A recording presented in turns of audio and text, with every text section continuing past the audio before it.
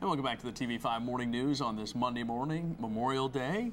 Tracy's in with us from Between Friends Arts Center and Brewer, and we talk about planting flowers and doing all your planting Memorial Day. We're actually going to make flowers. I'm going to make some felt flowers. I made some last night, and they were kind of fun. And a frost will not hurt these flowers. No, these can be made any time of year, but the good thing is you can make them out at camp or someplace where there's no electricity. Unless you want to use a hot glue gun. Right. I'm kind of impatient. But tacky glue, tacky glue works great as long as you don't mind holding it for a minute. One thing I discovered last night how to make are the felt roses, and they were really simple. Really? And they come together really fast. So that is a project you can do to attach to, say, a headband or the top of a notebook or around a picture frame.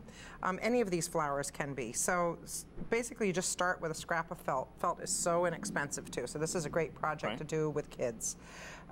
You cut a square about the size of your palm, and then trim the corners off of it, and then cut that, and I'll let you do that, Wayne, but watch the glue gun there. You're giving me scissors. Thank you. You're going to cut that into a spiral. So just a free-form spiral that starts on the outside. Give yourself at least a quarter inch of a width to that spiral. And go all the way into the middle. Yep, go all the way till you can't cut any further. And then you start all the way in the center, and you just twist that coil around that centerpiece. Try to keep it as tightly together as possible. And then you just spiral that around, and when you get all the way... You're not using glue when you're doing that. Nope, nope. Just go all the way to the center, and when you get all the way to the end, and like I said, this is where I use the hot glue because I don't like standing and holding something, waiting for it to dry. No reason to wait. So I just put a little dot of hot glue at the end of that tail, let that finish spiraling down, and then I squirt a little bit of hot glue into the bottom coil of it all and set that upside down so that that can dry. Because otherwise you may be able to later pull that center outward.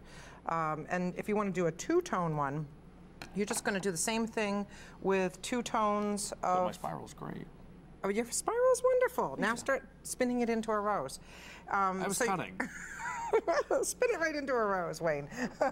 And then you can, so anyway, to make a two-tone one, you do that with two pieces, spiraling together at the same time, and then just use a couple colors of felt to cut the leaves and add those in. I like to do the leaves two-tone as well, and the petals on some of the flowers. And there's just so many different things you can do with these after you get them done. The ideas are limitless. Yeah, this is pretty easy too. I mean, even I can. Very easy. Easy with kids, easy with large groups. Circular petals, when you glue that like that, it gives a little dimension. And same thing with the pointed petals. When you just put a little bit of hot glue right in this area and squeeze that to dry, you get a nice two-toned petal. Excellent. Well, thanks, Tracy. You're welcome. Appreciate it. Flowers that I can't kill.